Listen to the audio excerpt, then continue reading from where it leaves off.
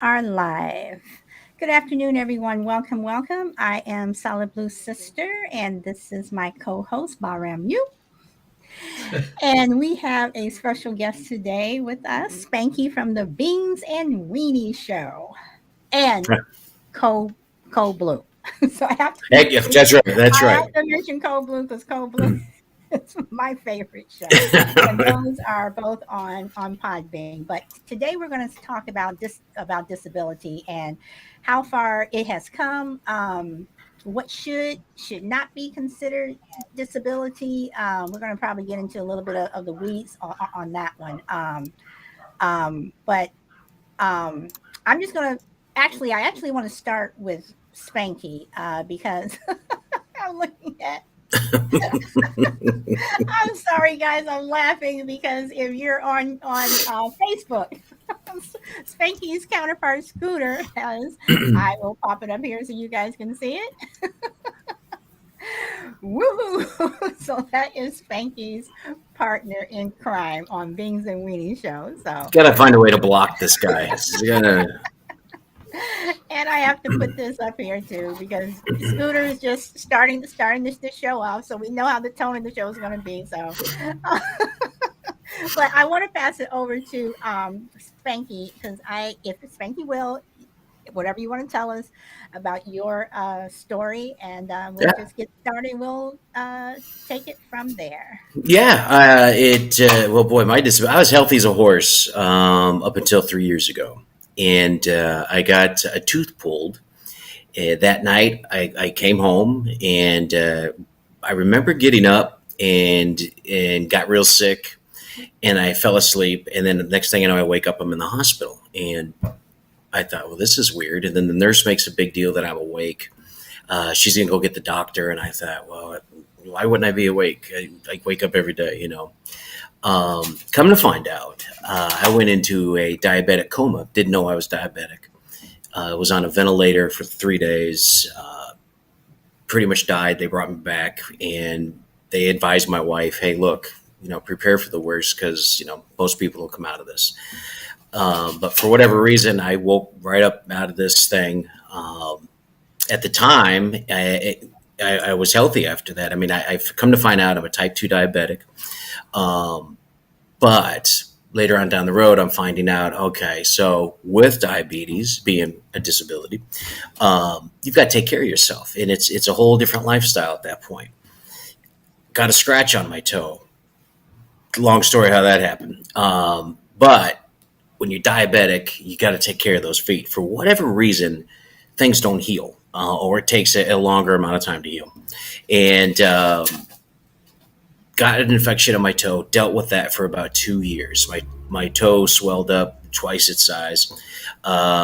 Finally, go to the doctor. Let's just take it off. We're going to have to take the toe. Took the toe off. I think I had it off for maybe a month. The infection spread up my leg. Now we're going to have to take your left leg. So they took my left leg back in November. And ever since then, everything's been all right. And now just about a month ago, I had to have neck surgery.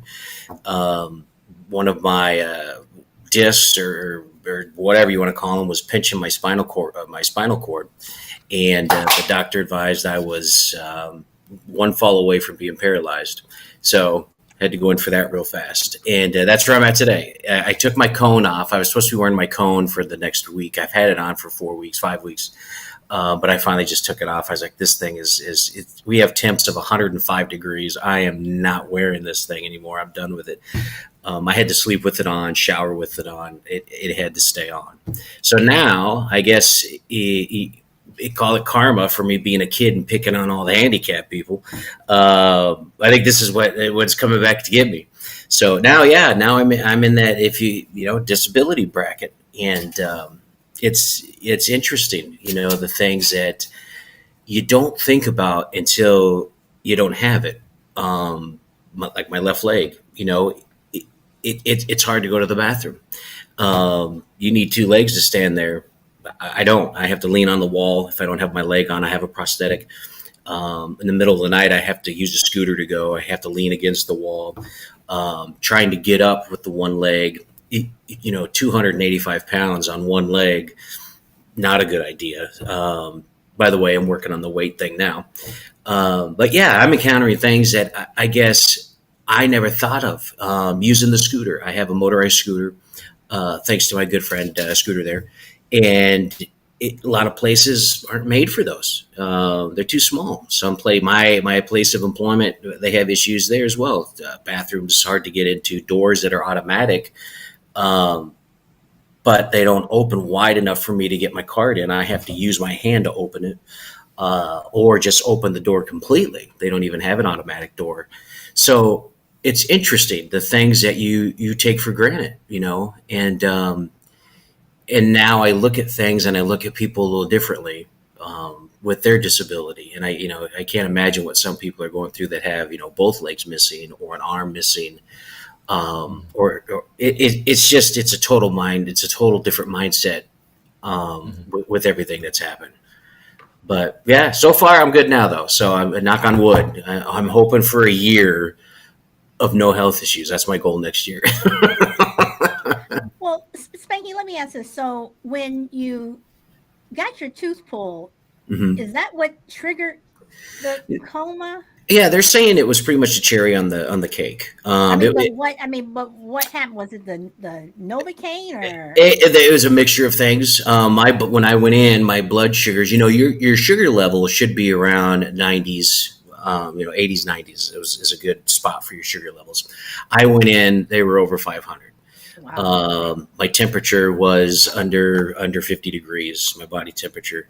So my body basically was just shutting down. I had I can't remember the name of it, but it was acid in my blood, and it was going through my body. Um, Acidosis or something like that. I'm not a doctor, but that was going through my body all this time. So when they popped that tooth, that was pretty much it. The stress on the body, and then the rush of the blood, and there's just the healing process. Trying to get to the tooth, pretty much sped up everything, and then that's what put me into this lovely coma. So, and I was in the coma for about I think it was a little over a week, almost 2 weeks, I believe. I don't know. I was out. But my wife was there. She stayed by my side, as much as she could. Was talking to me. It was amazing having the doctor, tell me what she was doing this whole time. It's weird. Yeah, acid ketosis. That's what it is. Thanks, Scooter. Okay, what does Scooter mean by tell the truth? Spanky rang the 700 glucose meter. Yeah. My sugar level. Yeah, it was Okay. crazy when I went in. And again, I had no idea I was diabetic. And the sad thing is, had I known the symptoms or the signs, yeah, hell yeah, I was diabetic, but I didn't know Okay, so I'm gonna veer off topic here just a little bit, but men versus women in terms of going to the doctor. them. Women, I mean, no, I mean seriously, because women tend to go to the doctor all the time. I mean, Right, me, I get a physical every single year, never right, miss it. And I tend to make sure my son also gets a physical every year. right, Every 6 months we go to my son and I, every 6 months we go to the dentist. We get our eyes checked every year. I mean, this is just what we do. So I'm just getting a little bit nosy. Did you not know because you were one of those people who never went to the doctor? No, I was. To me, I was healthy. I didn't feel sick. But I'm not saying you don't feel sick. I'm Oh, you mean saying it's like a regular did you go physical? physical and things like that where your blood. I mean, because when I get my physical, she's checking my blood, she's doing Yeah, this, and whatever. So no, I'm just saying. So would you have known? yeah, no. I'm one of these. You don't go unless I absolutely have to, guys. Got a sprained wrist, I'll wrap it myself. If I think I broke my toe, I'll just tape it together because that's what they would do. So why spend the money? Blah blah blah. Yeah, if I would have had a physical again, could have caught it. So So in retrospect, then would you suggest that not just men, but everyone, at least not saying you got to run to the doctor every other month, but at least right, once right, a year, get that physical just so you do know, because I have heard that a lot of people go just like, you go to the doctor, you're not feeling well. stage 1 cancer turns into to stage 4, Right. and that little throbbing that you've been dealing with for the last year and a half now is something more. Right. So is that something that you would advise people to do? Oh man, yeah, and that's what we talk about on our show is take care of yourself. I don't care if you're man, woman, child, elderly. Get that physical done, get the blood checked. When it comes time for the what do they want to call it? The whole anal search, the cavity thing, get that done. Don't skip anything. God has given us a gift, and it's up to us to take care of it. And for those that don't take care of it, well, guess what? He fires warning shots at you, Mm-hmm. and one of these days, that shot's not going to be a warning shot. Mm-hmm. So yeah, we definitely on our show say, listen, man, woman, I don't care who you are. It's not going to pull your man card. I regret it 120%. I'm down to one leg. I can't go out with my kids anymore, run around, play soccer. We've got 8 kids, and my time with them has been interrupted permanently. Now with the neck, now I'm cut down to even less physical activity. But yeah, you don't want to, again, get the things you just don't realize till it's gone. So I know, and I always say, don't be a pirate with me. I don't need company.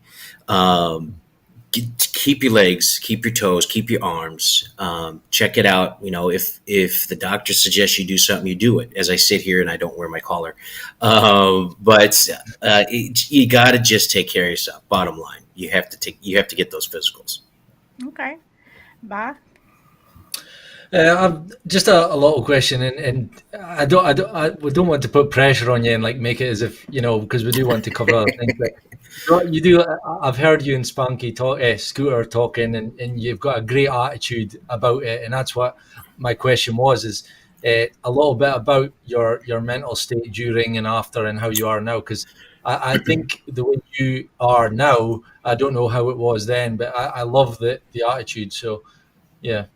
It's I mainly do it for my wife and kids. I know I should be doing it for myself, but they help out. The kids keep me young. They keep me fit. They don't let me sit on this couch and feel sorry for myself. They don't let me mope about.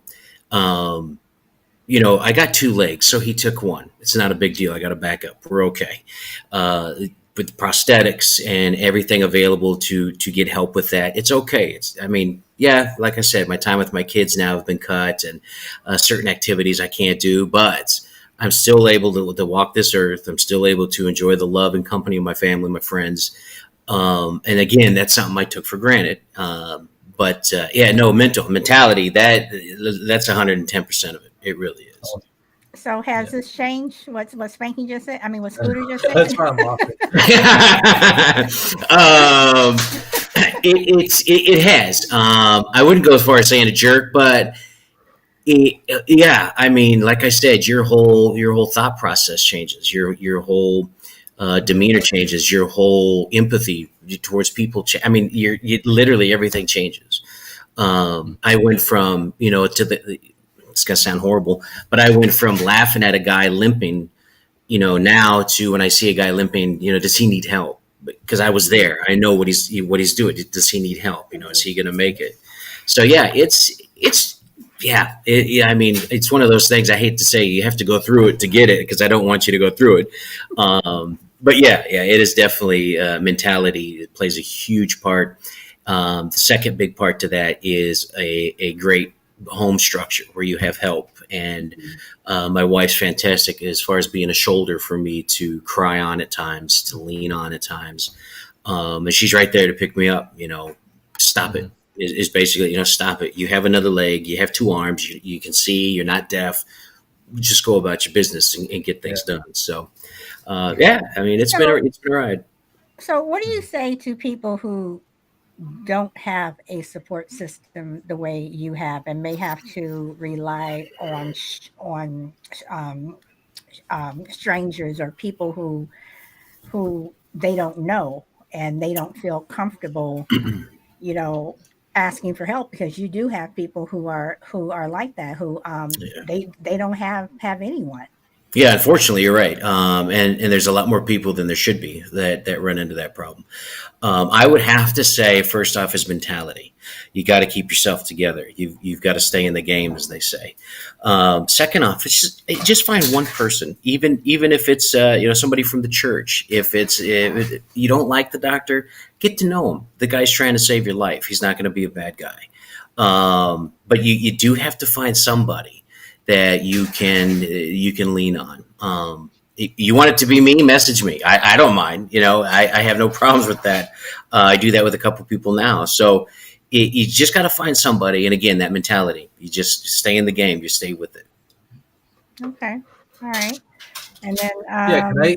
That was a good question that Scooter's put in about tell them how you feel about doctors now. That's something that I'd definitely be interested in hearing. Luckily for me, now I can't speak for everyone because solid, like you said, some people just don't like doctors. mhm. I used to be that way. Doctors, listen, they use us as guinea pigs. Okay, they don't know what they're doing either. Oh, you got this pain? Well, this worked on my last patient. Why don't you try it and see if you know? But for me, through this whole process, I have had amazing doctors and nurses at Utica Park clinics, at the hospital. Been amazing. The surgeons that I've had, one with the toe, the other with the leg, have all been amazing. Very truthful, very transparent, laid everything out for me. Matter of fact, when it came to my leg, it was myself that made the decision to remove it. And he was right there, and he double, triple checked. Are you sure you want this leg gone? Are you sure you're able to, go on with it mentally and everything? What? Okay, so you said you made the decision. So what would have happened if you didn't? Would you have just been walking with a limp, or eventually you would have had to have it removed? Or Eventually, it would have possibly turned into gangrene, and then we're talking about a full leg okay, amputation, okay, or worse, getting in the bloodstream, and God knows what happens. So that's the reason why I wanted them to take below my knee, because I don't want to go through that. I went through this for 2.5 years dealing with this pain.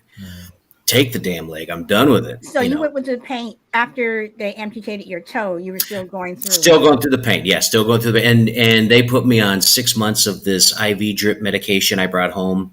I'd have to put the IV to me. They had a little pump in me already, and I just had to hook this thing up and get that going. Went 6 months through that, and they said, this is going to take care of it. You just do this for 6 months. God awful. Nothing. Pain was still there, and it was still hot. It still hurt. Didn't help that I have neuropathy from the diabetic coma. Thank God, because I can't imagine what that would feel like if I didn't have that.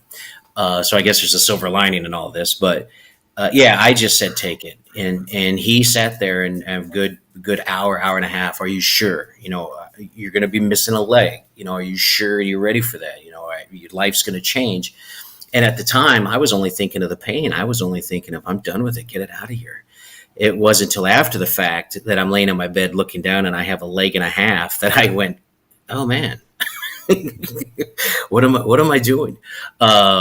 So yeah, gosh, if there's anybody right now, and I know there's quite a few people that have injuries to their feet and legs, and they're going to a wound specialist. That's what I have to do, because now I have another scratch on my other toe.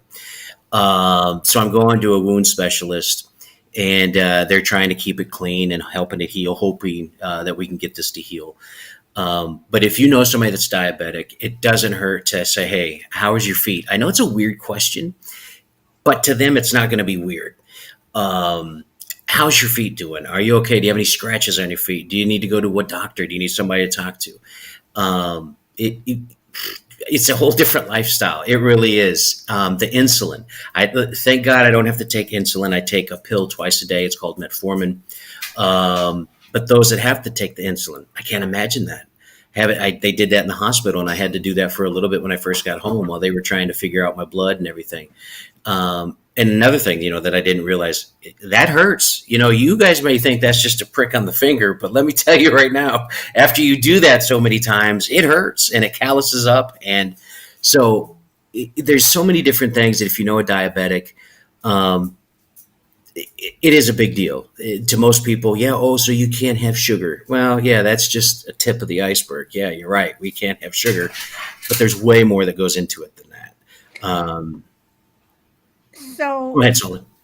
so let me ask this, and this may be a little different, but when you said that you were going through pain, Hmm. okay, you just wanted the pain to stop, so you told the doctor just to remove your leg. Right. And you have Angelina Jolie, who chose to have both of her breasts removed because her mom died of breast cancer, Kids. Right. and she found out that she had that but cardiac gene or Right. right, that Yeah. there was a 80% Strong chance, possibility. right. Yeah. So with someone in your spot where if your finger was amputated or toe whatever, and you still felt that pain, would you suggest to possibly go ahead and remove that limb? I would suggest that you do everything the doctor suggests first. If you've tried everything, and that's the point where I was at after this 6 month medicine thing, I the pain was unbearable. Getting up in the morning and crying, literally crying before I had to go to work, walking on it at work. Um, I would exhaust everything the doctor suggests. At that point, if you're still going through that pain and it is still unbearable, that may be an option that you're going to have to look at. Matter of fact, the lady I work with, her husband had the exact same surgery I did about a week after I did, and it was all stemming from his toe. And we didn't know about this until I went and got some time off from work to deal with this. And she was like, "Oh my gosh, my husband's going through the same thing." So it's really weird. And again, mentality plays a huge role in this. I can't stress that enough. I know it sucks to have to say, take my leg, but you have to think outside the box. It's going to get worse. You're going to get into some extremely horrible pain. It's going to spread. Then you're looking at, possibly, like I said, the gangrene. And I don't know if you guys have ever seen anybody with gangrene, but it is Yeah. disgusting, and it smells horrid. And you don't want to go down that road. Or you're looking at a full leg amputation. So it may be something that you have to think about, but think outside that box. Don't just be selfish. You can't be selfish. You go, well, that's my leg. I don't want to lose it. Well, then you need to think outside that box and take a look at what other things it's going to impact. So I would suggest just doing what the doctor says. And there's going to be a point where inside you're going to say, okay, this is enough. This is it. And then just make that choice. So I know I'm talking a lot, and I just have one more question. No, you're fine. You're absolutely You fine. know, so the prosthetic leg. Now I Mhm. know we've come a long way. Is it something where this is the only way that I can put it? Like Shoot. you Yeah, to have shoot. the Volkswagen, you have the Buick, and then you have the Rolls Royce. Like, I mean, are there different because I've Yeah. seen different ones. So it's like, is there like this model, this is this model, this costs this much, and blah blah blah. They do. They have different types, and it really comes down to what your activities are. If you're a heavy walker, heavy runner, they got a prosthetic for you. A lot of you probably seen the spring looking thing. That's going to be for those healthy, active people, that are out there doing their own thing. I've got the Yugo right now.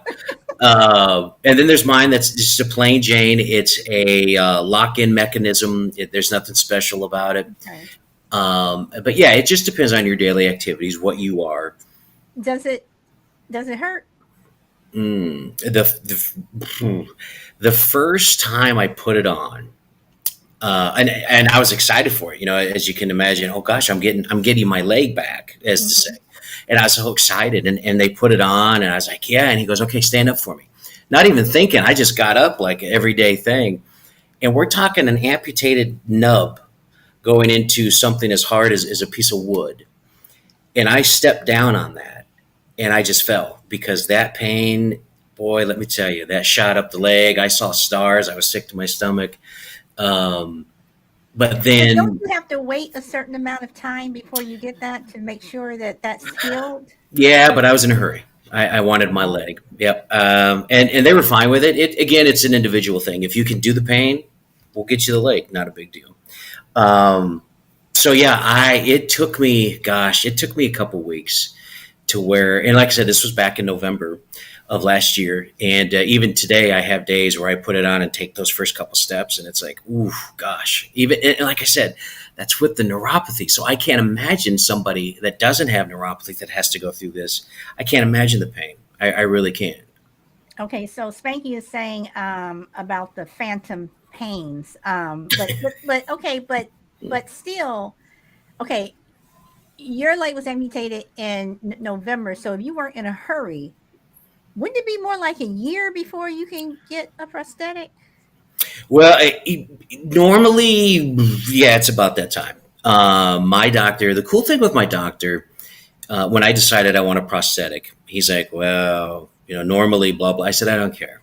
I want to walk again. I want to get this done.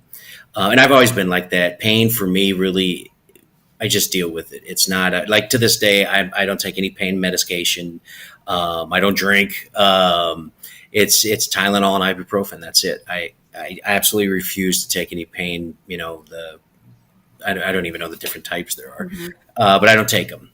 And so they put on my leg. And the cool thing was when I decided to do it, he said, okay, well, we'll get this done. And I thought it was going to take time.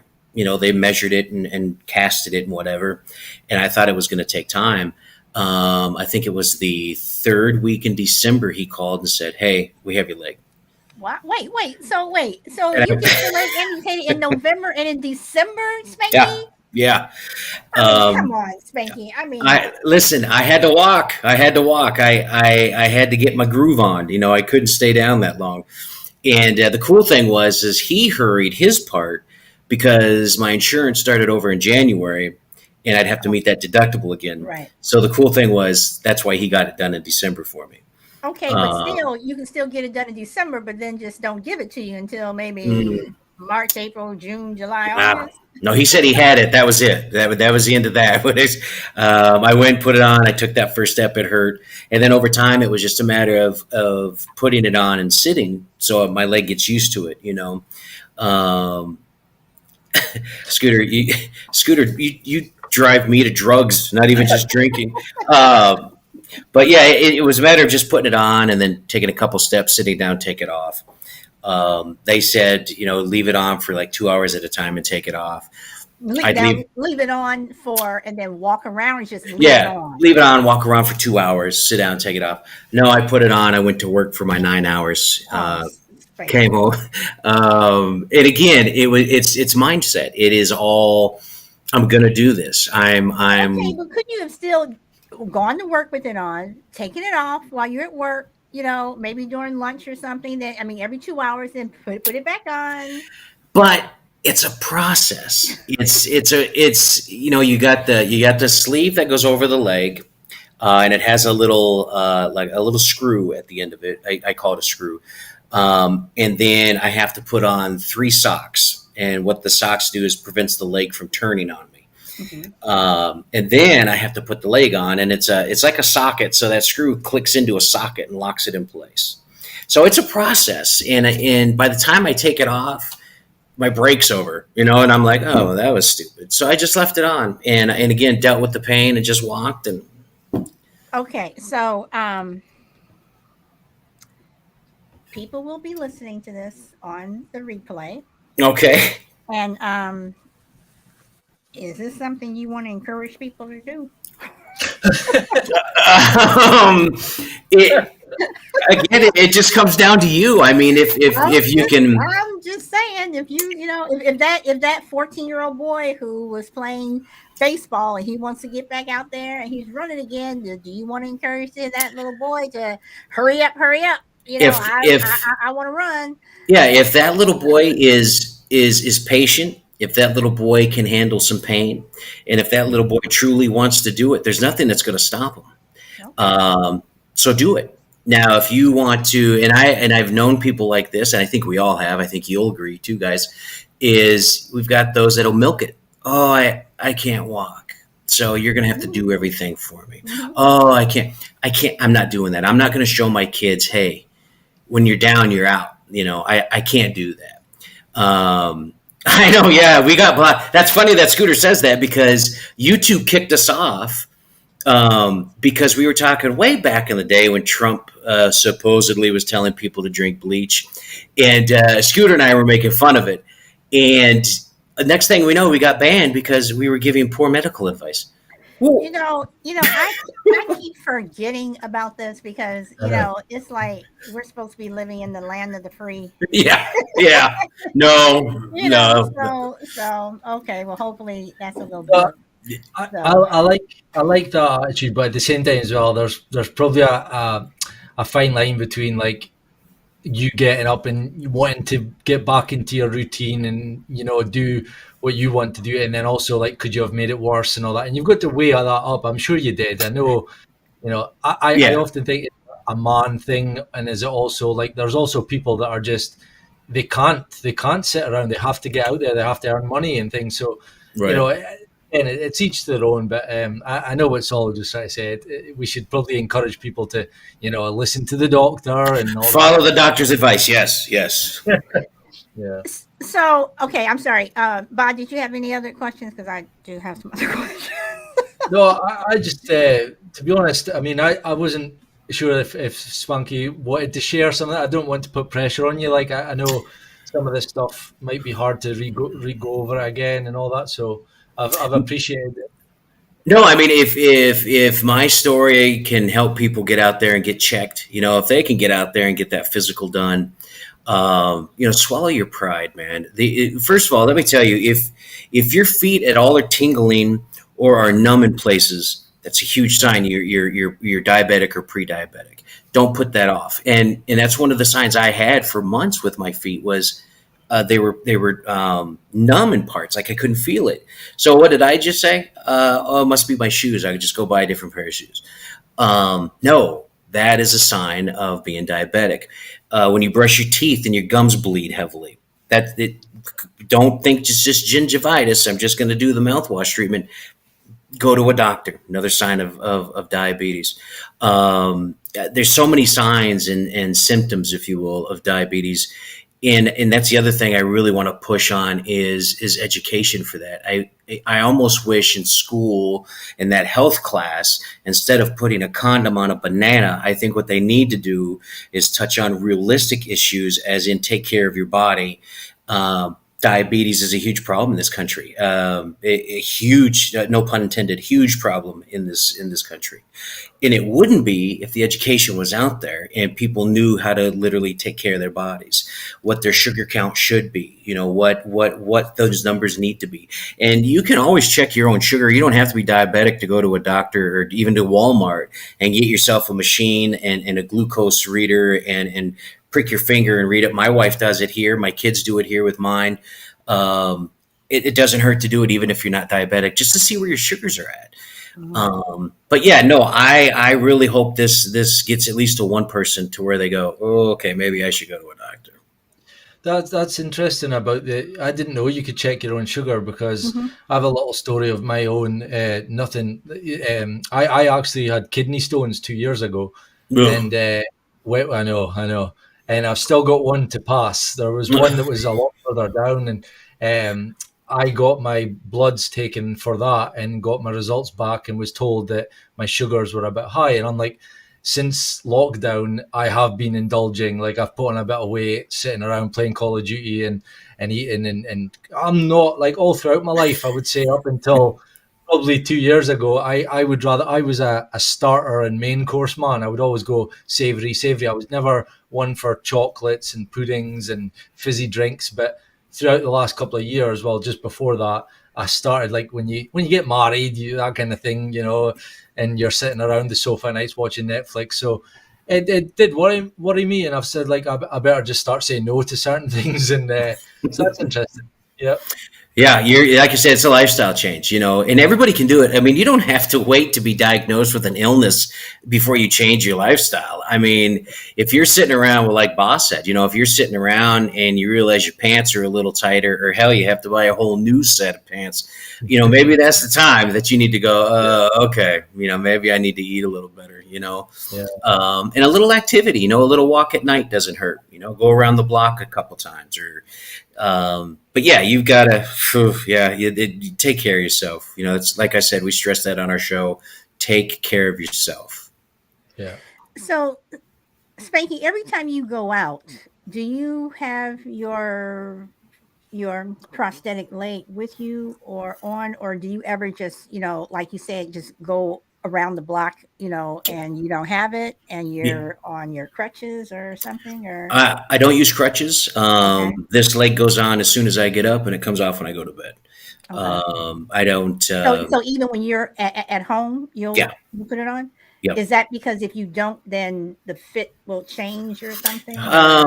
No, they have what they call a wrap that you can put on your leg when you're not wearing your prosthetic, and that's supposed to keep the swelling down. Hmm. I wear mine all the time just to build up muscle because it is heavy. I mean, this leg is extremely heavy. I missed my other leg just because it was lighter, but I wear it to to build that muscle back. The muscle memory. I also do it again for the kids to see that it's okay. If you have a disability or you lose a leg, it's okay. Life doesn't change. It's still the same every day. You get up, do your things, go to bed. So yeah, I mean, it's on all the time. I don't want to take it off when I go places. That's what I don't like, is because I did it, and I know everybody has. Is you stare, you just look at it and go, man, what the hell happened to that guy? I don't like that. I did go to the store one time using my little handheld scooter, where I just rest my leg on one scooter and push it with my other foot. And I just felt like everybody was just staring at me. I just felt like they were pointing and whispering and talking. And it was at that point I said, no, I'm not going out to the store. I may sit here and take it off while I'm sitting in the chair. Okay, But if I can you got, hold on? Can yeah, you go ahead. hold on 1 second? Yeah, I'm reporting them. Okay, we don't have our moderator here today.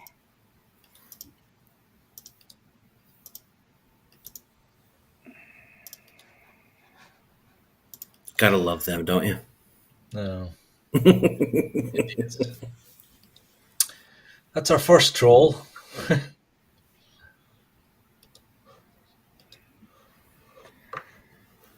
Okay, sorry about that, guys. Oh, you're good. You're good. Do you all hear that back talk?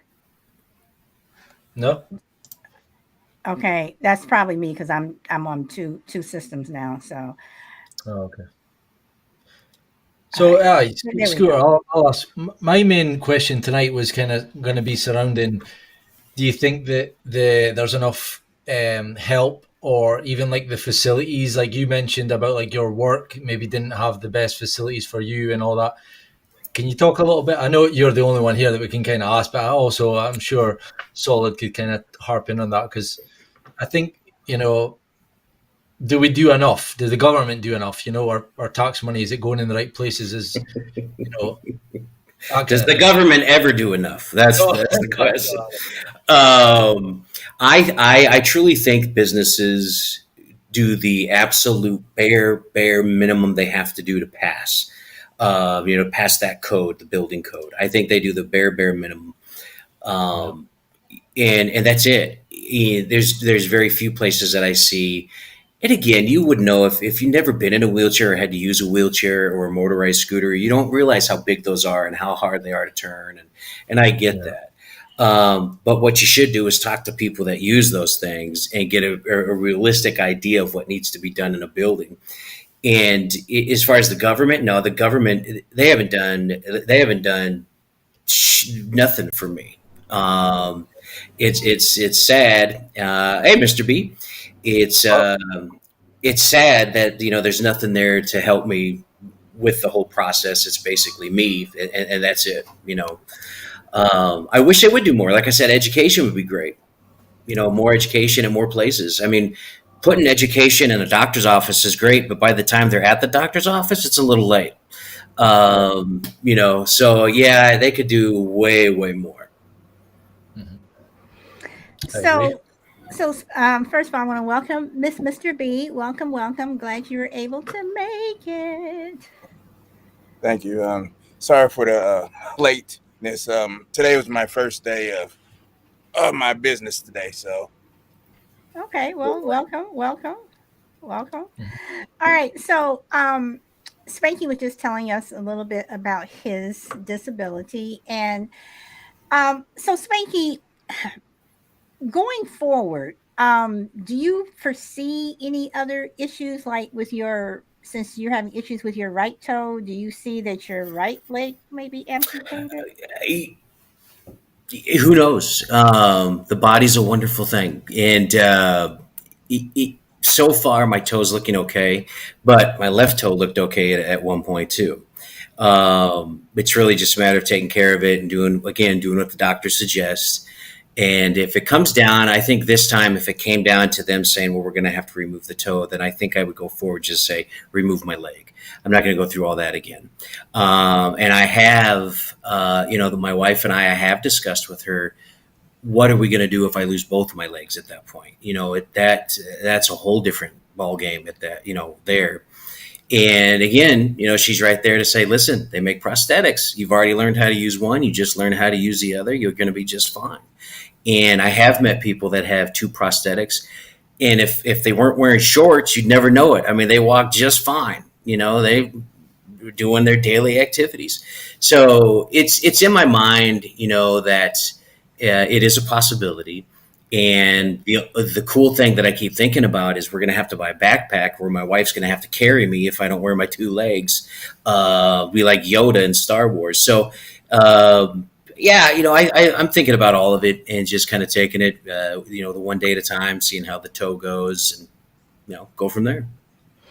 Okay, so I'm going to I'm going to change this up a little bit because on my show I want to talk about exactly what is a disability and what should be considered disabled. So I'm pretty sure I'm gonna get some people mad at me right now, but I would That's like all to right. know because on my show we were talking about this.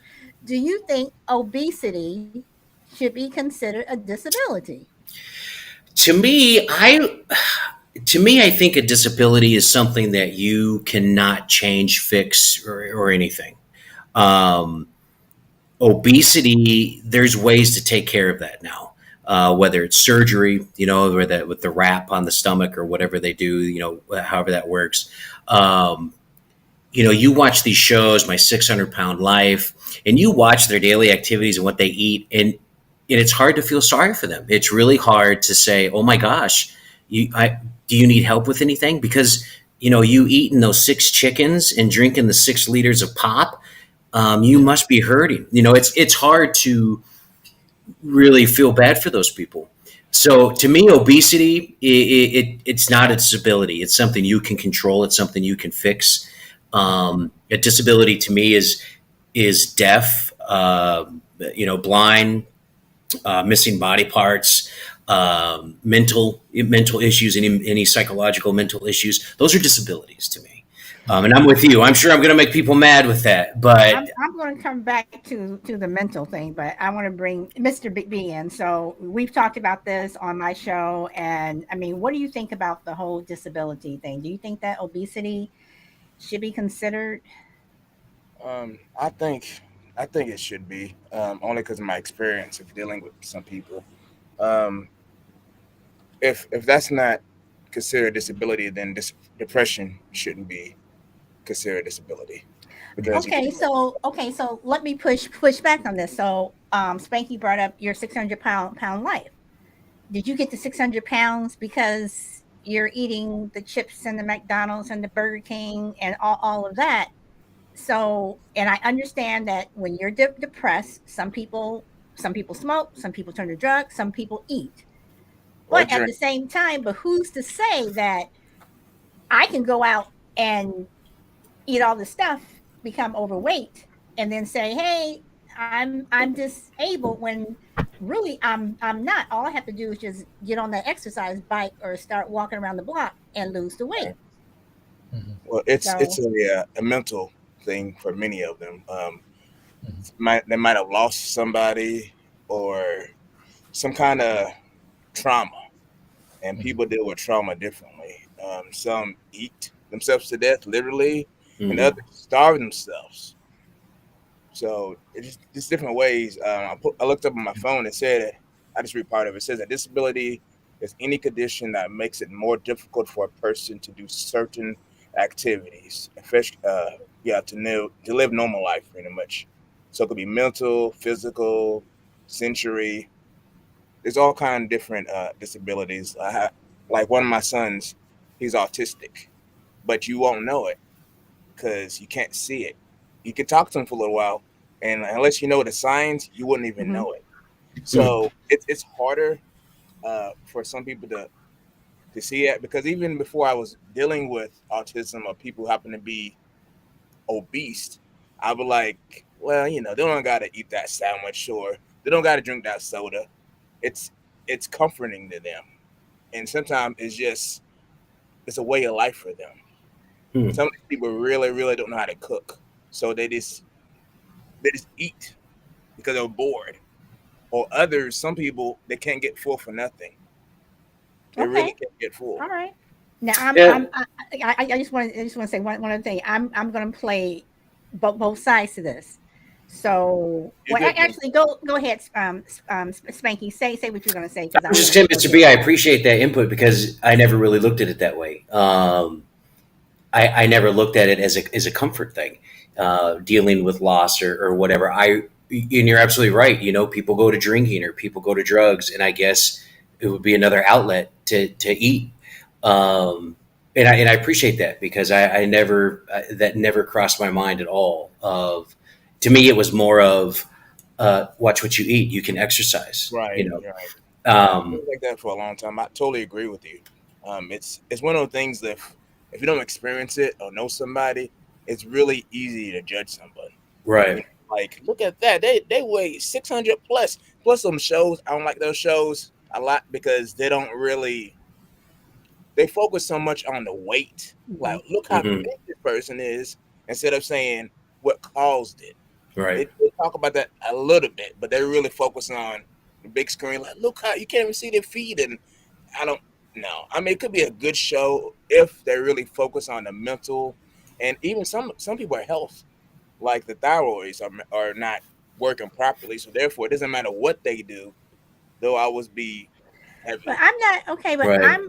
I'm going to push back. I'm going to play both sides here. So I'm not talking about people who have a medical issue or something like that. So if people go to food for comfort, and that same person goes to alcohol or drugs, should you get on me because I start doing coke, and all of a sudden I'm addicted to coke?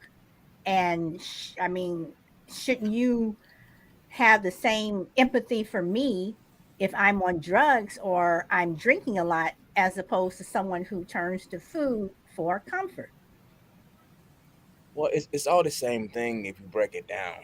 It's So just are drug addicts disabled? Is that a absolutely, disability? absolutely. It Okay.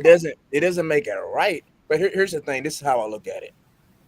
People choose different ways to make them happy, right? Some Hmm. people might like sports a lot, or they might listen to music. They're finding something that's proactive, correct, right? But other people, they they do something totally opposite. Like what, this drug make me feel good, and then they just get stuck on it because their dad passed away, and that one hit, bam, they're stuck forever. Doesn't make it right. It just means they made a poor decision and they need help to get out of it if they want to get out. Let's be honest. Some people they're happy being big, they're happy being on drugs, and whatever you do, they're not going to get out of it. But the ones who want help, who could get help, we should not judge them. So we Everybody should has a not. hard life. Okay. So I, if So if I get caught buying drugs, I should not go to jail. Can I jump in a little bit there? I was originally going to ask. So, are all mental illnesses disabilities? Like, is a mental illness a disability? But I think after listening to Mr. B there, I totally agree with you, because I was originally on Spanky's side there. But then when you mentioned that you know you do get the eaters that are doing it for comfort, like I was thinking as well as the other show about like the hoarders, they Hmm. have a mental illness. They're holding on to things Right. because there's like a connection or a disconnect Great there. loss. Hmm. Yeah. Yeah. But now, and I know what Solid's doing there, like you're playing devil's advocate, you're saying, but you're right. That was a good question about like, so should we treat alcoholics and drug users as disabilities because we do with food? Well, do we do it with food? I don't know, but the line of questioning is an interesting one, because if you're going to open up and say that obesity and eating is going to be classed as a disability, then why don't you do it with drugs and alcohol? We treat those things differently, I think, unless I'm Yes. wrong. No, depends on what state you're in Mhm. and what country you live in. You about to say something, Spanky? No, I was going to say, and I think what you said too, Mr. B. I think the bottom line is mental illness. Period. I don't think there's enough treatment for it. I think it's often ignored or played down to where it's the individual's fault. It's Yeah. it's it's it's their fault. They need to fix it. Mental illness in general is horrible worldwide, and unfortunately, nobody wants to focus on that and fix that. So I think now, man, Mr. B, I mean, you totally just opened my mind to everything. I mean, looking at that, mental illness is way bigger than I thought it was. Um, Right. from the different types of addiction, to the different types of crime, that's committed for whatever reason, if they're acting out. You really got me wanting to do some research even more now. So it's kind of interesting. Oh, that's good to hear. We're starting my wife and I are starting a organization that's helping autistic individuals who are between 18 and up uh, Hmm. daycare, because where we live at, it's not really a place for them right now. Um, because when they're some disabilities, they can go to school till they're 21, but some get out when they're 18. So when they're 18, there's a program they can go to, but they can't go to it because they're not old enough. They got to wait till they're 21. So what do? Stay home by themselves Right. and do nothing, and they could start a fire by accident. It's not good situation. You might want to reach out to the Holly Rod Foundation. Um, do you know who that is, No. Mr. B?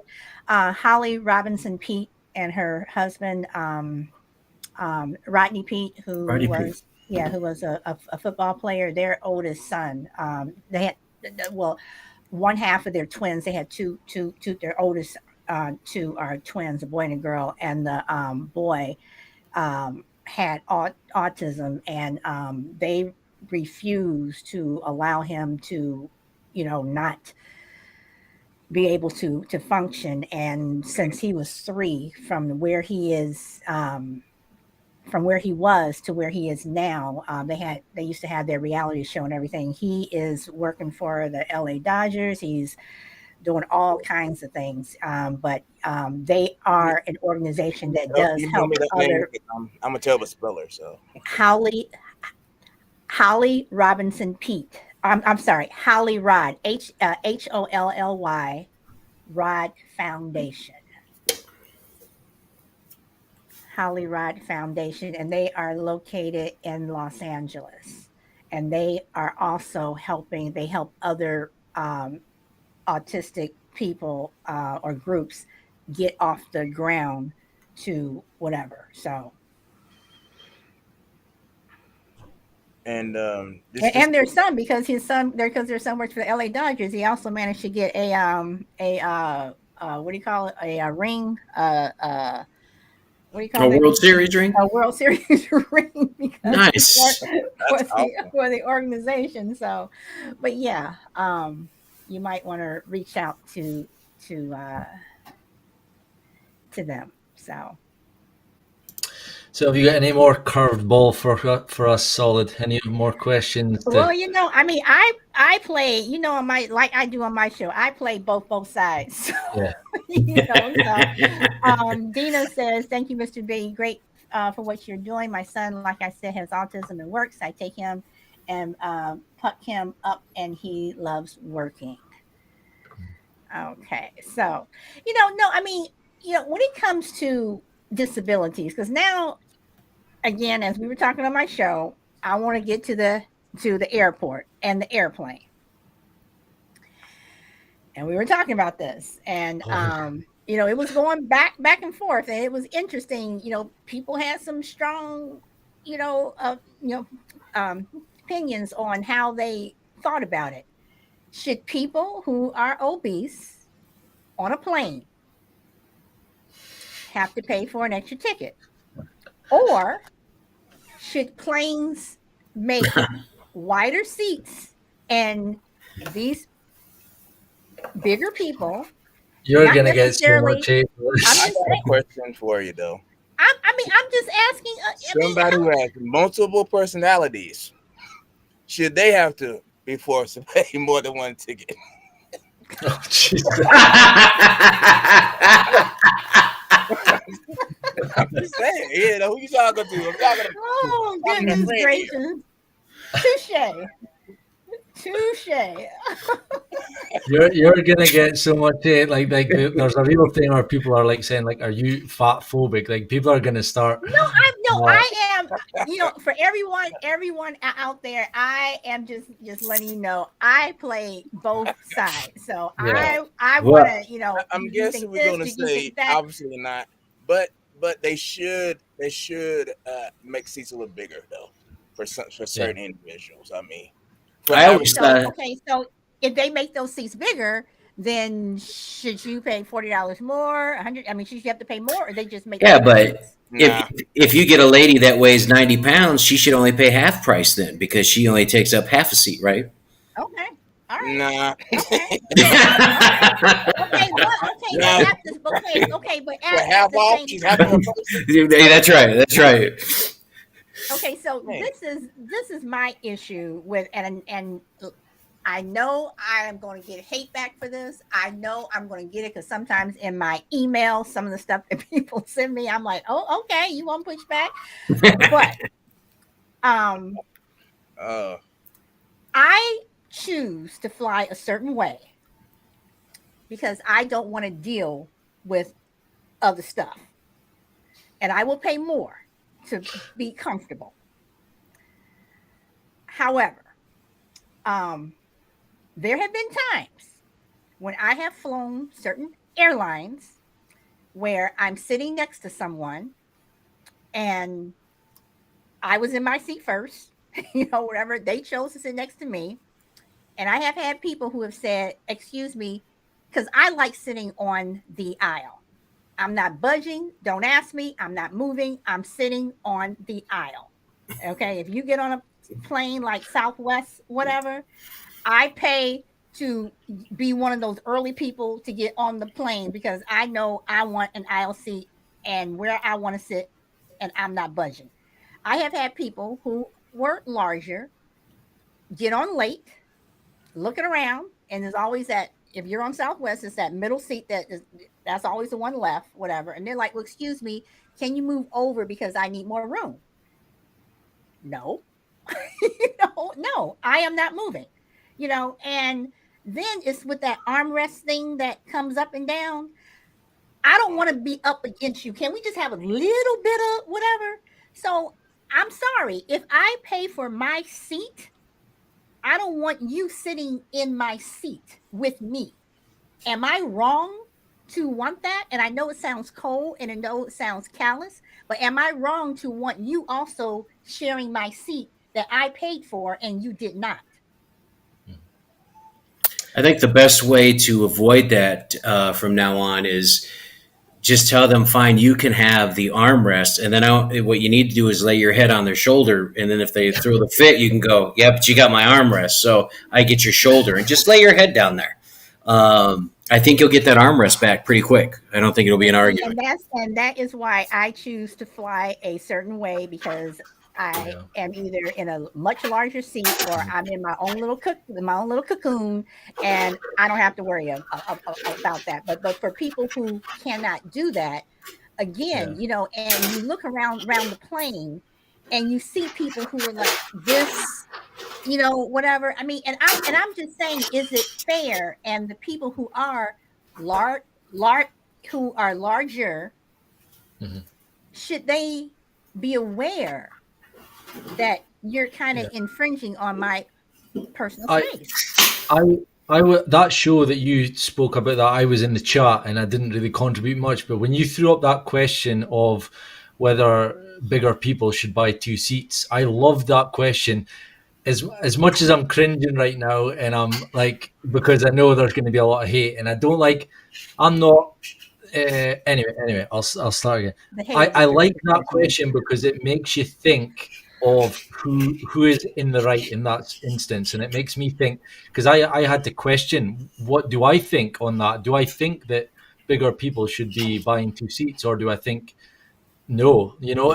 And I tend to go with, ideally we should be, as a world, um, the airline should be making bigger seats, Mhm. but because we don't have that, what's the next best thing? So that's my original answer, would have to be that a government, or the airline or something should be, having what's the word, like better facilities to facilitate different types of people. But But because we don't have that, if you don't have that, then I mean, yeah. then what do you So do? then Because what's yeah, again, you're in my space for something that I paid for, and am yeah, I wrong for saying I need you to move over? yeah. So I think So you could take out the variable of the bigger like we're talking just now about bigger people on planes, but I think that whole dynamic, that question that you've asked, can be applied to a lot of things, and I often wonder, like, what's my answer on that? I need to actually think. So the conclusion I came down to was, I don't think there's a right and wrong, but I think the onus would have to be on the bigger person to realize that they are going to struggle to. I mean, some people are just really big and they will realize. So it should be in their minds to book early, and to book seats maybe at the back of the plane or the front of the plane where there's more room, and ask the airline, do they have any? I think the onus is on them. So that's where I stand. okay, so let me push back on this again, just taking it back to the whole disability thing. So the way the airlines work now is you have your first class, your business class, you have now your economy plus, I think, and then you have your economy seats. Yeah, So if you're paying more to sit in an economy plus with a little bit more room, the seats may be a tad bit bigger, a little bit more leg room, or you pay to sit in business class where the seats are, two, and yeah, you get more room, more seat, or you go to first class where you're in a cocoon, or you have definitely much bigger seats. So yeah. what's the difference between me choosing to fly first class and paying top dollar, as opposed to a larger person paying more to sit in a bigger seat? So shouldn't first class and economy be the same thing? And I'm just playing both sides here. I mean, it's a market that airlines should be already, if they're not already, looking Yes, into, but because okay, but the airline is, let's take the airline out, because right now they are not doing anything. They are not yeah, doing that. They're not making bigger seats. In fact, they've made them smaller. They crunch people up. So considering that yeah. the airlines are not doing that, what do you do? Are you saying that? So let's just so you pay $700 for your seat, Hmm. and that's first class. He pays $700 for his seat, first class. I guess I'm kind of confused where you want to go from there. No, I'm saying, so if first class is paying 700, Hmm. all the way in the back, you're paying. I'm just going to throw out a number. You're paying Sure. $100. Hmm. Your economy plus, you're paying $300. Your business class, you're paying $500. Okay, because this is where you choose to sit Right. because you either want more room or you can't afford it or you want to save money, whatever. So if I want to ride in comfort and I want this and this on a plane, I'm choosing to pay the premium, Mhm. then shouldn't bigger people also have to pay the premium to have a bigger seat and not infringe on their person Yeah. sitting next to you? Yeah. I think Do you it know? comes. Like a car insurance. Right. We don't drive well. You know, Right. And again, everyone, I'm just throwing it out there because for me personally, I have made that choice. I made the choice to fly first class because not just because of the seats or anything, but I don't want to deal with everything with I'm not wearing a mask. I'm not doing it. I don't want to deal with any of that crap. I Uh-huh. don't want to you all deal with it. I don't have to listen to it. I'm sitting up here. That is what I choose to do. So I'm That's what. saying, so if you're heavier Yeah. and you know that you may be infringing on someone else's space, then Yeah. shouldn't you pay for more comfort? Because the airlines, they don't care. you might not be able to afford more comfort. Okay, so then Right. then what do you do if you're infringing on your seatmates? What do you do? Should they be Apologize, like where you want to be on this side of the seat or this side of the seat, but you're gonna be uncomfortable either way. So what you Right. want? Window? but is it fair to that other person that they bought a ticket, and whether they're going to be on a flight? You figure the average flight is 3 hours. If you're flying overseas, you're talking about 12, 16, 17 hours. Should I have to be uncomfortable for 2 hours, 3 hours, or 4 hours Well, just because you said I'm switch it around. sorry? Let's switch it around. You talking about that big person?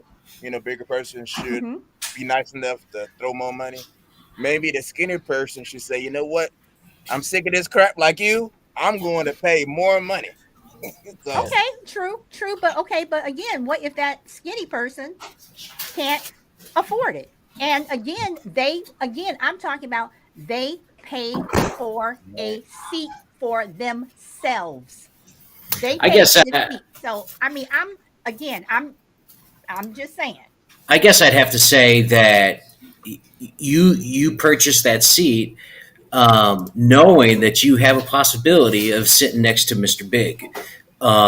So you have to come to grips with that. You have to realize, if I buy this ticket, I have a chance of sitting next to Spanky, and I don't know if I'm gonna be comfortable with that.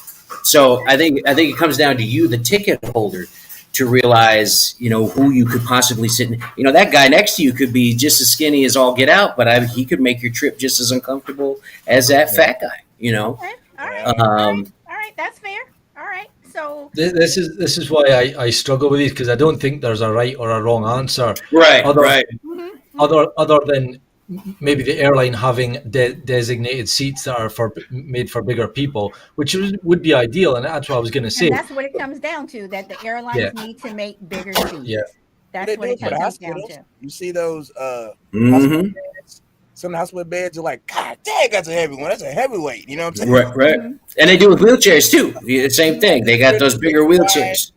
I ain't Yep. making fun of nobody, but some people need an extra wide wheelchair. Mm-hmm. Right. So I mean, right. So I'm saying, so some industries have adapted, but others have not, because even in the funeral business, they're making the extra large coffins now. Right? Because you got to So be comfortable when you're in there. you My- so all right. So let me take disability into the workplace. Do you think that you know? Do you think that your job should have to pay for your insurance if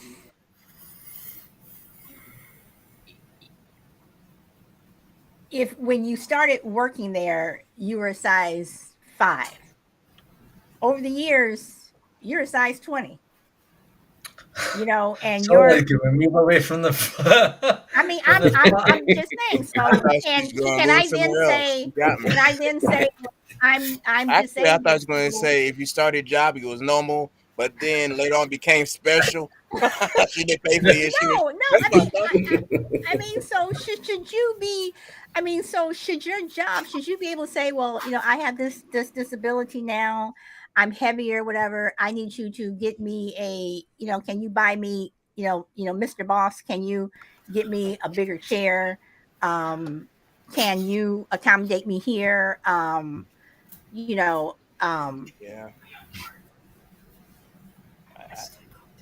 depends on the job, I guess. I mean, if you're sitting down, I mean, if they don't want that chair to break, I mean,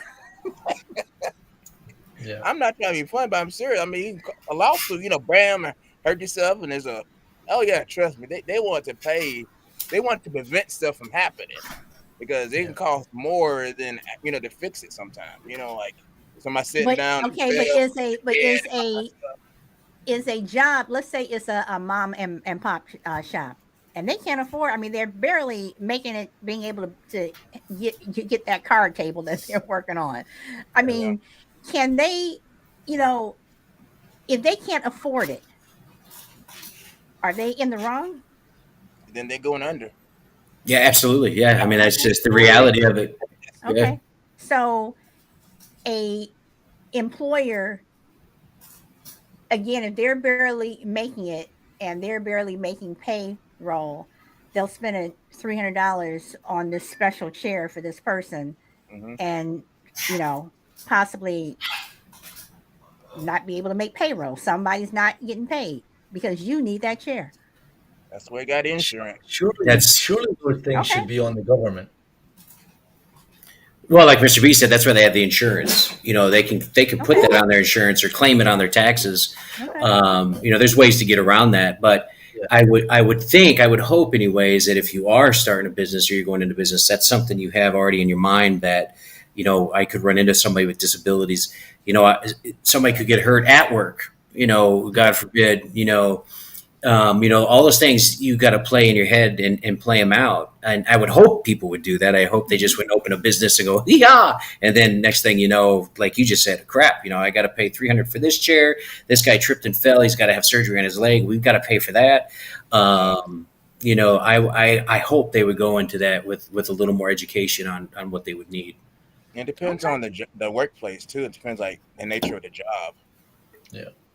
okay. Like my wife and I, we just started a smart catering business, and we're just us right now, so we don't have to really worry about all that stuff. But as we might get bigger, then we would have to worry about other employees, insurance, and all that stuff. So really depends on the size of the company and what they're doing, I think. So do you guys think that disabilities, I mean, because now we have mental, um, size disability, of course, the disabilities that you can see. Do you think at one point we're just going to be a society where everything will be considered a disability? Well, everybody has some type of special needs, I think. Absolutely. Everybody, just some are milder than others, Mm. and it's about I won't say danger, but the extremeness of it. Mm. So, considering that I stutter, can I claim that as a disability? What kind of what would you need? I'm just asking. I mean, can that be considered a disability? I thought Scooter's you kind of defined disability quite well at the start of the show. It's something that hinders you from doing activities. Hmm. Not that I didn't look up, and I think that's a good way of saying it Yeah. So, because so yeah. Yeah, I looked it up. Yeah, So So, you're stuttering. That would fall to me under a mental issue, as far as something's not wired right, that's causing you to yeah. stutter. That's going to be a Never disability. Yeah, it's going to be a nerve damage or okay, something. okay. So, should I go, and if something doesn't go right for me, say, "Hey, I got this disability," or can I claim, disability insurance? Or You know, I guess what I'm asking is, can people take it too far? Oh, absolutely. Yeah. I mean, that's Somebody who's taking it too far. I mean, just like I said with myself, I know people that would sit on that couch and milk this thing. As long FMLA, I need more time off work, paid time off, short term disability. Oh, I need time. I know people that would just milk it. I think it just absolutely. I think it just comes down to the person. If you want to be that person and claim your stuttering as a disability, then you go ahead and do that. If you want to be that strong person and fight through that and not even worry about it being a disability, then you do that. Um, but Okay. So, are you saying that people who claim the disability are not as strong as people who fight through whatever your disability is? I'm saying those that take advantage of the system aren't as Okay. bad as those that are using the system to its full intent. Okay. That's what I'm saying. And like Mr. B said, everybody's different. You're gonna heal and come through things differently than everybody else.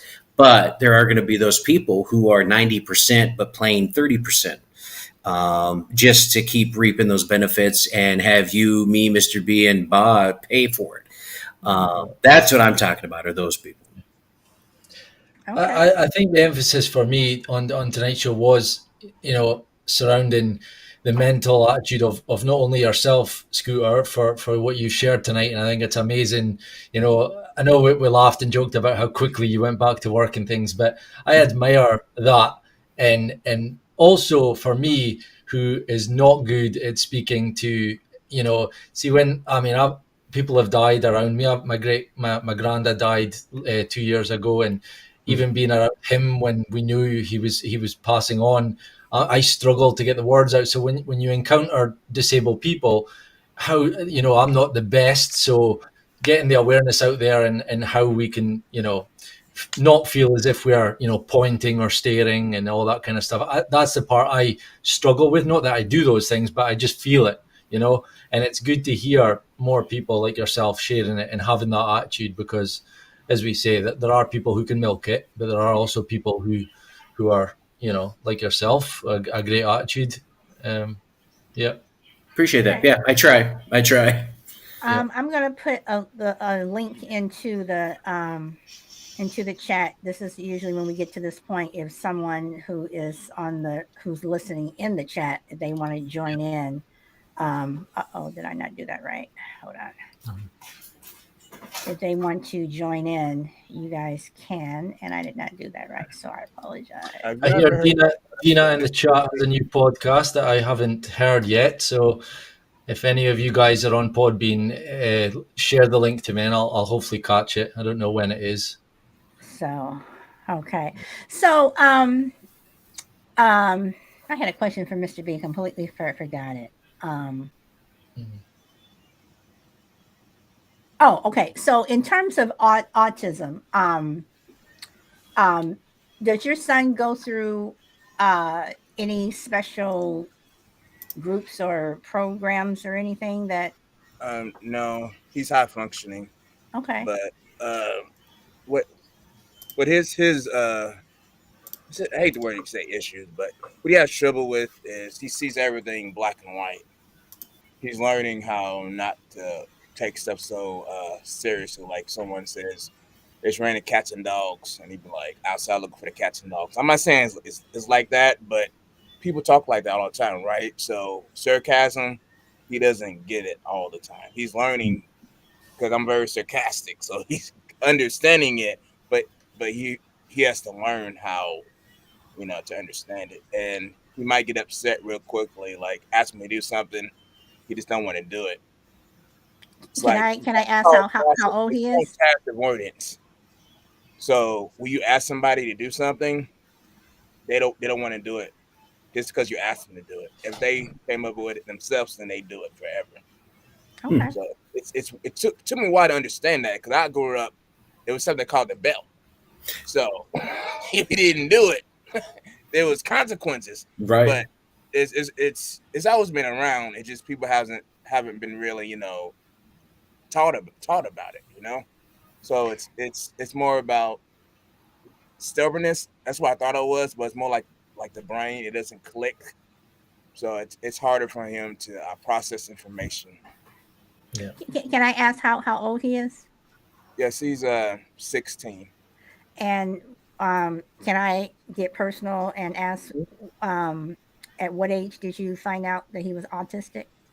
Well, Miss B and I we call like the Brady Bunch family. So I came in the picture later on.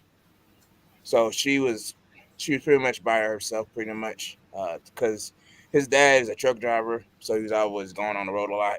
So she was doing her best, doing a good job about it. But when I came in the picture, I helped by being more like the father figures. Like, listen, you're gonna do this because of this and this and that.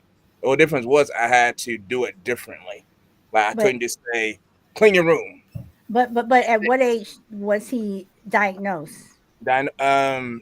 The schools didn't want to diagnose him, so she had to take him to a hospital because she knew something was wrong.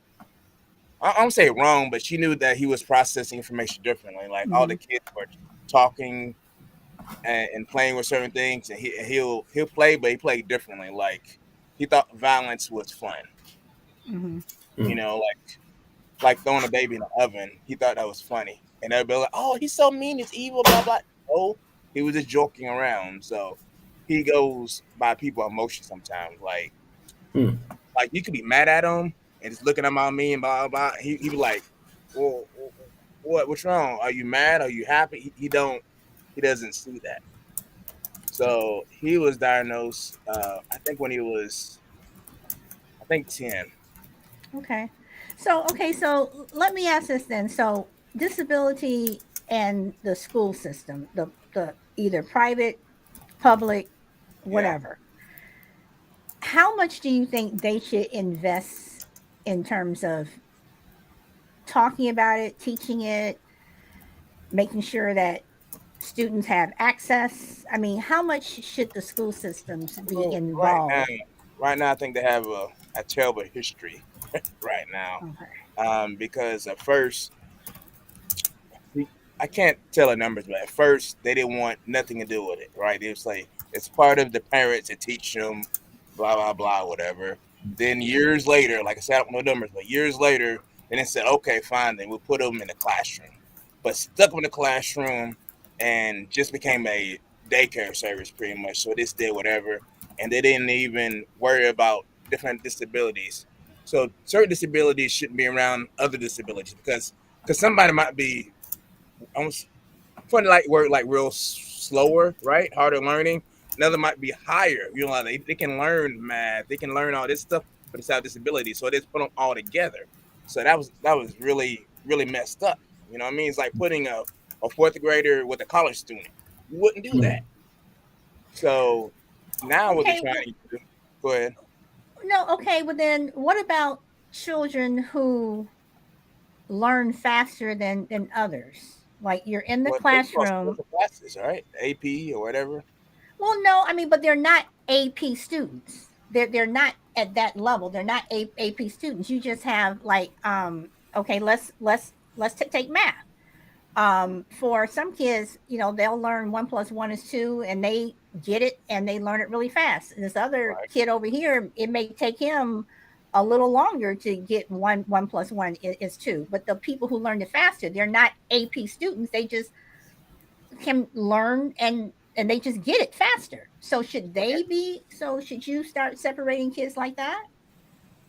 Um, no, that's what you give them busy work. That's when the persons have to learn how to work the classroom. Okay. And another thing is they're putting them in like other classes. I don't like to use normal or regular, but for this conversation, I'll say just make it simple.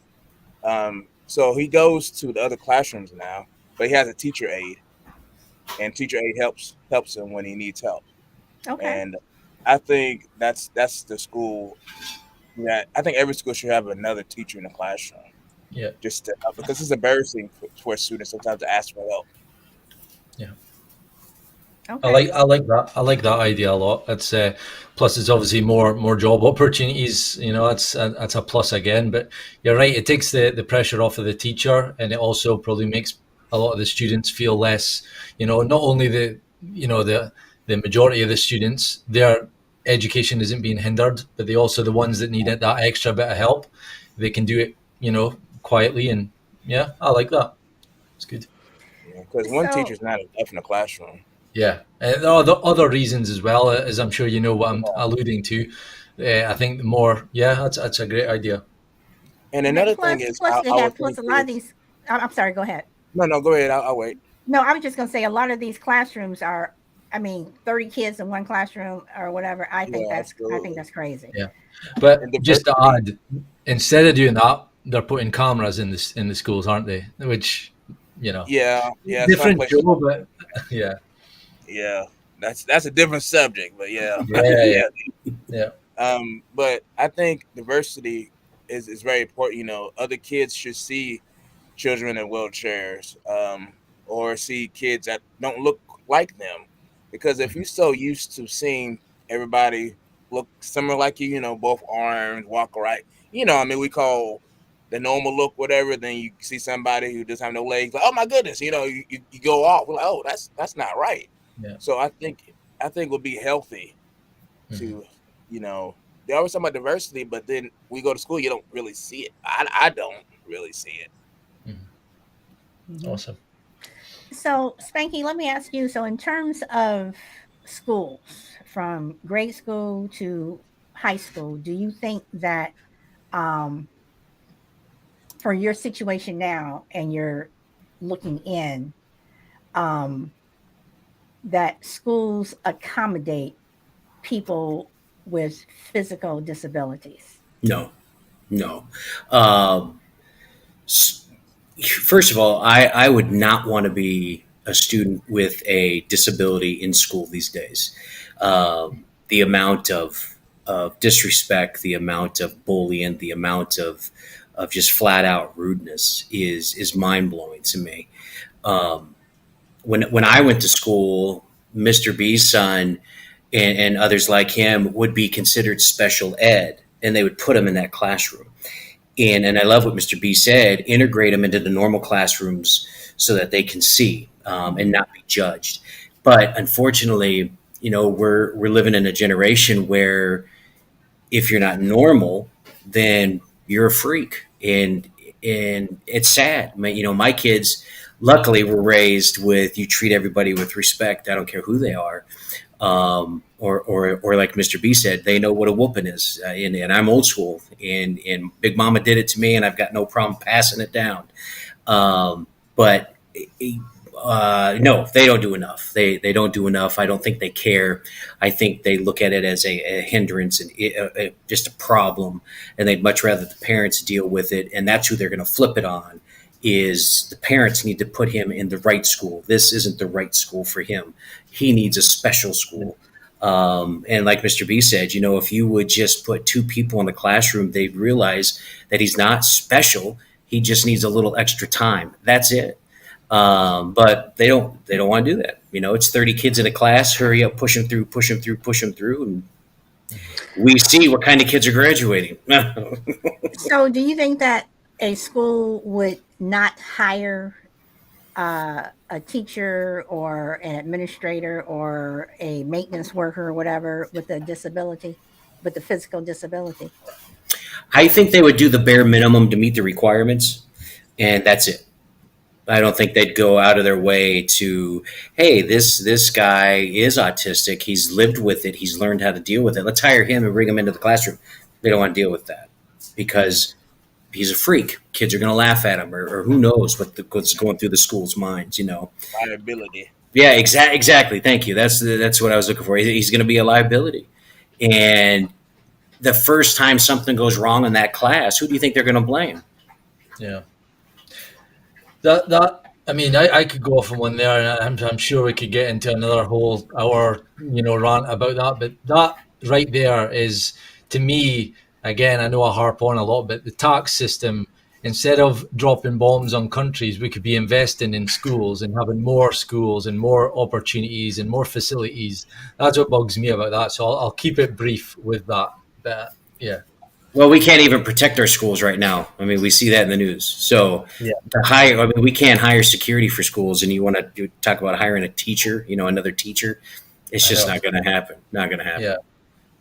So, Scooter, in terms of your disability, have you gone through the teasing and the cruelty and I don't know if Scooter has. I have. well, I'm sorry, Spanky. I'm sorry. I call him. Sometimes I'm talking to him. Had I a call him personal Spanky. relationship with the dog. Scooter, I know you're out there, and I know you're going to say something. So, Spanky, um, have you gone through that? I get the stares, especially from kids, Hmm. especially when I'm wearing shorts. That's when I get a lot of the looks. Pants on, you can't really tell. I have a little limp, nothing major, but to me, if you ask me, yeah, I think people are looking and pointing and talking. I'll ask my wife, and she's like, They're not even looking at you. They could care less. But to me, yeah, I think they are. So I think it's just a personal thing on my end. Whether I feel that they're, you know, But picking no on me one or has talking said about. any. But no one has said anything outright.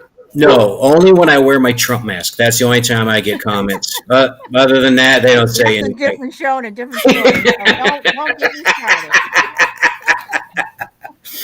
No cop. So okay, all right. Yeah, I get stares sometimes when I go to the Indian store trying to shop for something. That's when I get looks. They're kind of confused. Right. Are you gonna buy it or not? Oh my So, Mr. B, on the autistic side, does your son is it something that he has to deal with on the daily or just every so often? On a daily, pretty much. He's learning how to um, deal with situations differently, and now I'm beginning to think my daughter. I think she's autistic, highly functioning. Here's the thing with autistic. It's it's it's how you think about something, and like say one thing might make you laugh, right? Hmm. Autistic person might make them cry. So it did just like almost like backwards almost. Okay. So they really process information real differently, and it really social cues. Like they don't get social cues at all, hardly. Like you come smiling, hey, how you doing? They're like, huh, what? So just imagine going through life not be able to read people's faces. Right. That's hard, especially when you get a job or something. Somebody real mad, they don't want to be talked to and everything. I would just leave Yeah. them alone, right? They might still try to talk to them and wonder why they're getting yelled at and cussed out. Yeah. Because like, don't you see my face? Yeah, but it doesn't mean nothing to me though. Yeah. Right.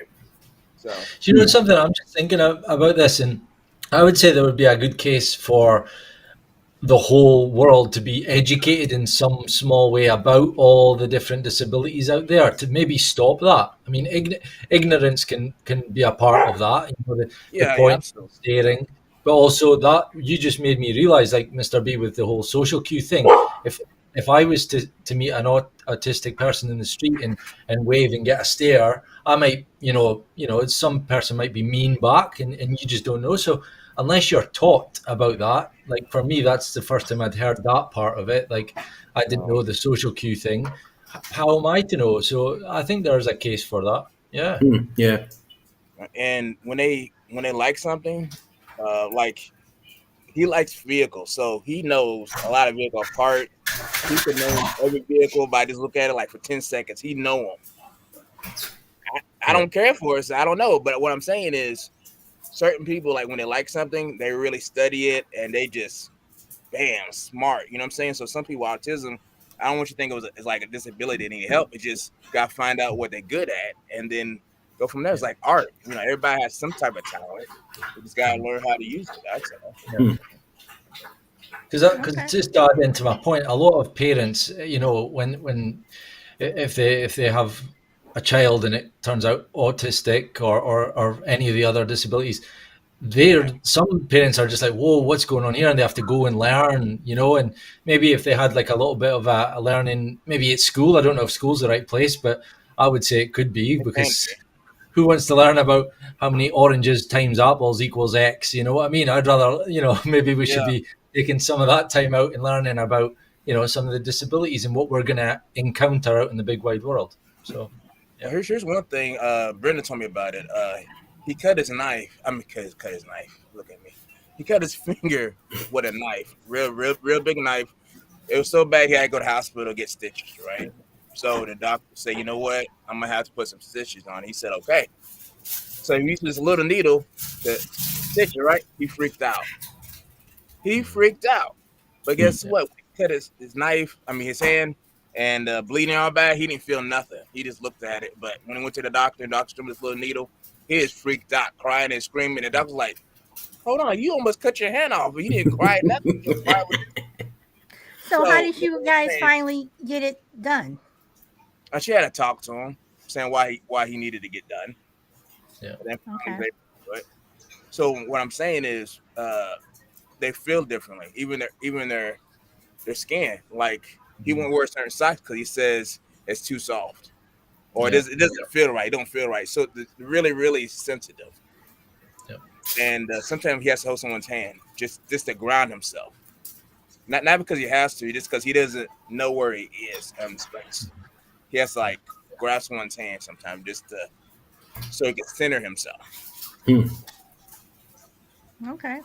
All right. Yep. Well, this has been interesting, and I know I'm gonna have some haters for what I said about the airplane, but That's okay. You I like the know, haters. Yeah. I know I'm gonna Drink have your some haters, Gatorade. but You like but it. you know what? Put some ice in it. I play the both sides, y'all. So if y'all know, listen to my show, whatever. I play both sides, and I push it. Your favorite So drink is lemonade, isn't it? I'm sorry. What? What did you Your say? favorite drink is lemonade, isn't it? No, my Yeah. Oh, preferred. it's Haterade. My Yeah, bad. it's haterade. Haterade. Haterade. My favorite drink is something else. So, but no, I mean, does anybody else want to add anything? Because I appreciate you guys coming on, and as always, Vaughn, I appreciate you guys for giving up your Saturday middle of the day. Thank you very much, and again, to put faces to names, Yeah. love it. Yeah. So, Yeah, like I say, I've certainly the last maybe month or two, Mr. Bees came on your panel a lot, and I've enjoyed listening to you, and some of your jokes just crack me up. So it's always good to put a face to the name. And same with yourself, Spanky. I've listened in a couple of times to you and Scooter, and because you guys are on when I'm sleeping, you guys are on. So, Right. but in the last couple of months, I've started. Well, sorry, 2 weeks ago, I started night shift. So I've got a sample of what goes on through the night, and that's when I was able to catch the Sunday night show with Scooter. But no, it's always great to talk to you guys, and I've got to say thank you, Scooter, Spanky, for sharing your story because see, we get you mixed up, Spanky Scooter. I know. We get you mixed up. No, So I Spanky. really appreciate telling your story, and Mhm. I really admire your mentality about it all because I mean it's I haven't been through it. Obviously, that's the obvious thing. Like, and some of us don't know. So when people, like you say, people can mope around and sit and feel sorry for themselves, and I often think like if you had a parent or someone that was to give them advice, and that works for a lot of people, but again, we can never know until we go through it. So yeah, True. I True. really appreciate you. Thank Oh, you. appreciate that. Thank you. So Spanky, do you want to promote your podcast? Well, we are on the brief hiatus right now while I'm recovering from all this junk. But hopefully, we should be back here within the month. Definitely sooner. I'm hoping definitely sooner. But it's the Beans and Weenie Show. We're on Monday through Friday nights, 7:30 till 8:30, 9ish, right around there. What time? What time zone? Central Time. I'm sorry, Central Time. And then I host. Well, Scooter does the behind the scenes stuff, and then we lost Bubba. Bubba's no longer with the show, so it's going to be just Scooter and I, and we do the Saturday Night Code Blue. It's a club atmosphere type music show. I mix the music, and we just have a lot of fun. There's really no rhyme or reason. I love the great comments we're getting that people feel like they're really at the club when they listen to it, and that they had the parties at their house. It's a whole different vibe when they listen. So it's getting way bigger than I thought it would. I thought it was just going to be like a week or two thing, but apparently it's getting bigger, which I love. But yeah, we do that Saturday nights. That starts at what time did we start that at? I think we're going to start it later on Saturday nights. I think more of 9 to 11 Central Time. So Okay. that'll be Okay. back as well. Well, Spanky, can I just say that I like Beans and Winnie show, but Cold Blue, I can honestly say on Podbean, that is my favorite show. I Oh, thank you. love Thank you. the way you mix that music. I'm telling you, and I was shocked when I heard the music because I was like, are these black guys? But but seriously, you guys, I mean, literally, I when you guys come on, I turn it up. I'm dancing around. I kid you not. I feel like, and the way you guys do it, I feel like I'm at the club. I got a drink in my hand. I'm dancing with somebody. The whole atmosphere, the way you all do Awesome. it, you guys do that really well. So Awesome. Thank I, you. so I'm really looking forward to Cold Blue coming back. So Thank you. Thank you so much. you're welcome. You're welcome. And Mr. B, great times. You want to tell us a little bit about what you do and how did you come up with Mr. B, great times?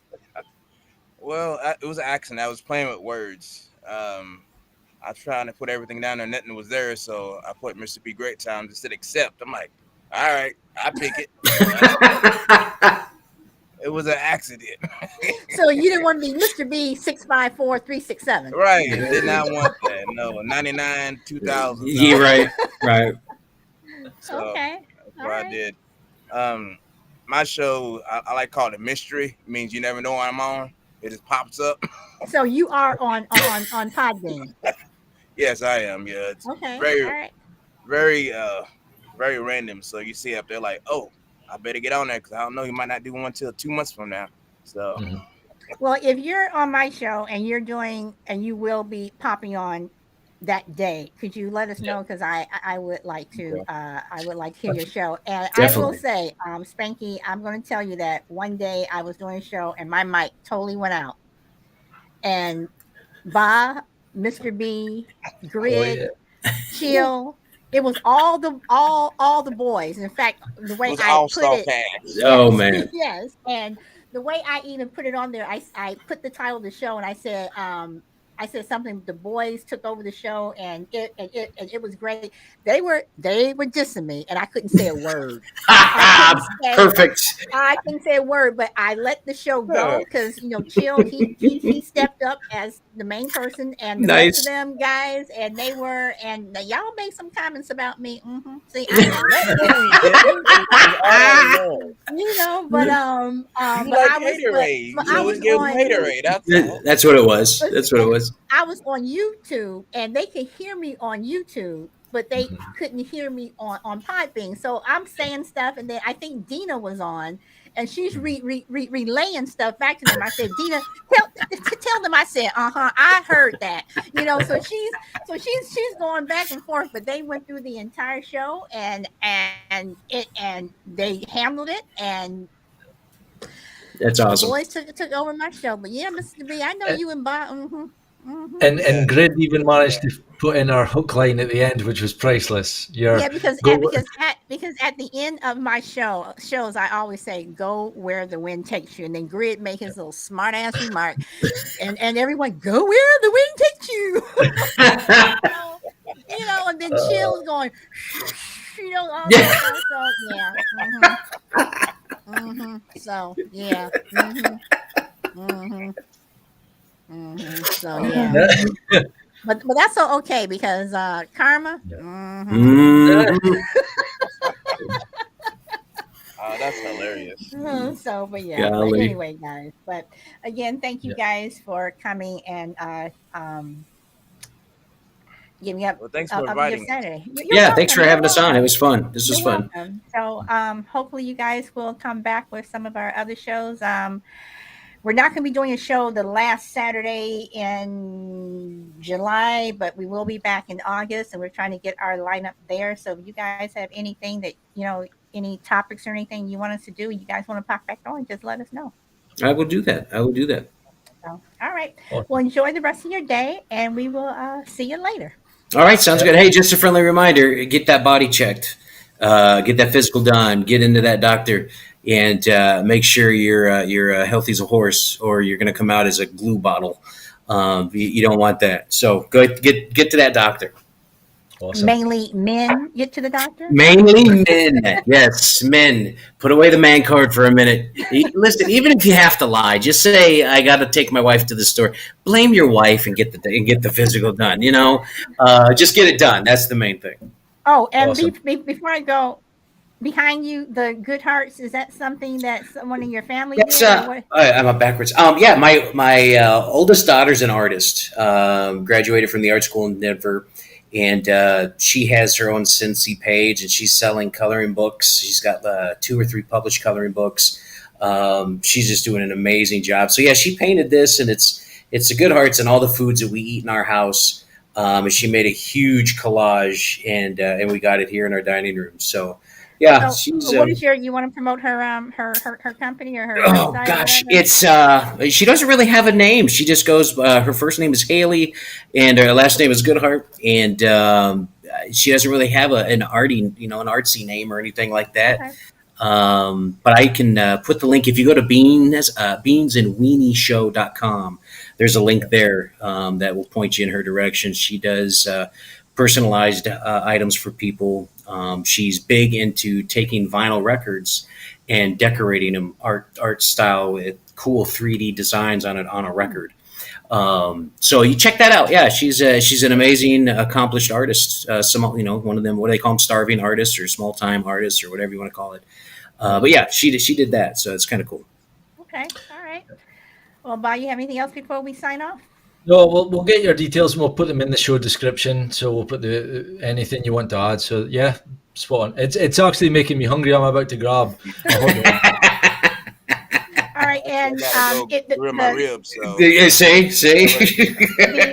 the YouTube show is already up because it automatically posts, but we will do a wrap up that we'll post in front of the YouTube show leading into this show. So, okay, guys. Well, thank you so much, and we will talk to you later. All right. Thanks, guys. All right. Bye, guys. Bye-bye.